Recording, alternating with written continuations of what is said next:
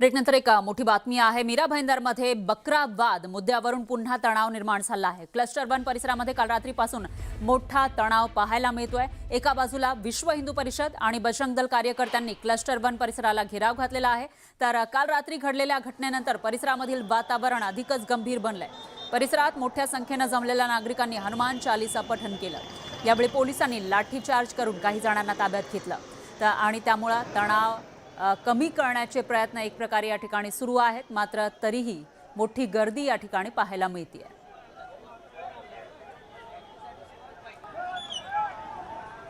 आणि या विषयी अधिक माहितीसाठी आपल्या प्रतिनिधी दीपाली मिश्रा हे आपल्या सोबत जोडल्या गेल्या आहेत। दीपाली, काय सांगाल? मीरा भाईंदर मधली स्थिती आपण बघतोय, मोठ्या संख्येने लोक जमलेले आहेत, सध्याची काय परिस्थिती आहे, काय कंडिशन आहे?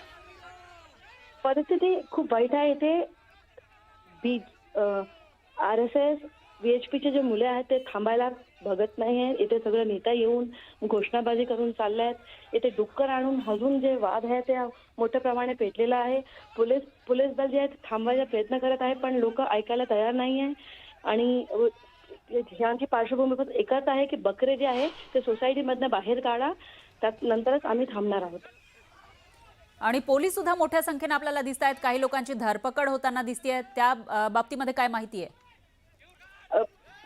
इथे जे बजरंग दलचे जे लोक आहे आणि विश्व हिंदू परिषदेचे जे लोक आहे ते घोषणाबाजी करत आहे। इथं आणलेला नंतर इकडचे जे सर्वसामान्य जनता जे इकडे तिकडे पास होते त्यांना थांबून ते लोक जरा हालधूल करत आहे, म्हणून पोलीस जे आहे मोठ्या संख्येने आलेले आहे आणि बजरंग दलचे आणि विश्व हिंदू परिषदेचे जे लोक आहे त्यांना ताब्यात घेतलेलं आहे।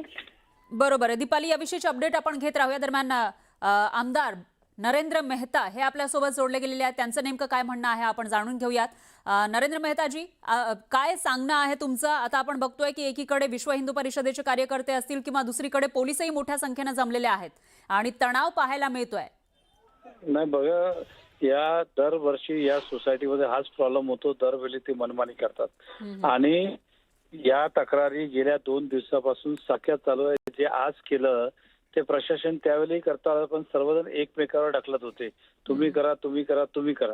शेवटी आज सर्वांनी एकत्र बैठक घेतली, महापालिका आयुक्त, पोलीस आयुक्त आणि ठाणे कलेक्टर यांनी तो निर्णय घेतला। या विषयावर माननीय मुख्यमंत्र्यांनी सुद्धा आदेश केले की त्याच्यावर महापालिकांनी कारवाई करावी, त्या अनुषंगाने ते कारवाई चालू आहे। पण कारवाई सुरू आहे, तिथं मोठ्या संख्येने पोलीस असताना सुद्धा हे जे बजरंग दलाचे कार्यकर्ते असतील किंवा विश्व हिंदू परिषदेचे कार्यकर्ते का आलेत, मग का जमलेत? नाही, ते परवापासून हा सगळं चालू आहे। पोलीस आणि महापालिका असेल हे एकमेकावर आरोप करते, तुम्ही करा तुम्ही करा, आणि कोणी करायला बघत नव्हता।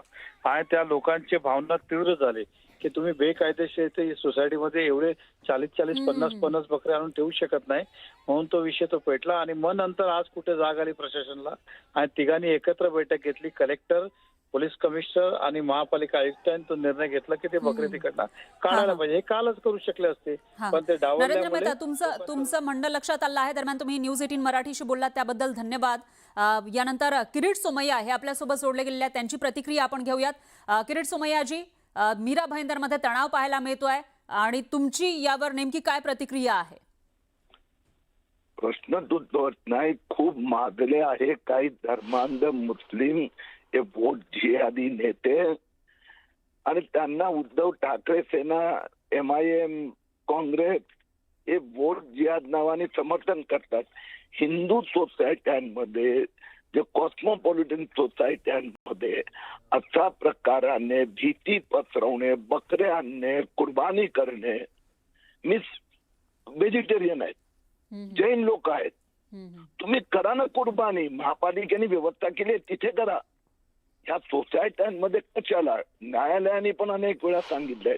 म्हणून आज जो मीरा रोड मध्ये गेले काही महिने, वर्ष आपण पाहिलं असेल, 3 आठवड्यापूर्वी एका सिक्युरिटी गार्ड, तो हिंदू होता, कलमा पडाने त्याची हत्या करण्याचा प्रयत्न झाला।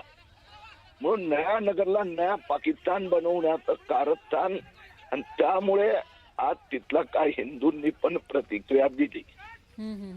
पण एक असं म्हणता येईल की आता नरेंद्र मेहता आपल्यासोबत बोलत होते, ते म्हणाले की आता निर्णय झालेला आहे, त्यानुसार पोलीस कारवाई करतायत, प्रशासन कारवाई करतंय, मग विश्व हिंदू परिषदेचे जे कार्यकर्ते असतील किंवा बजरंग दलाचे कार्यकर्ते का जमलेले आहेत, कारण त्याच्यामुळे हा तणाव वाढताना दिसतोय। मला आपला प्रश्न किंवा आपण जे सांगितलं ना जरा आय डिफर विथ यू. अहो बकरी कुर्बानी हे जग जाहीर आहे की त्यांनी तिथे व्यवस्था करण्यात आली तिथे करावी.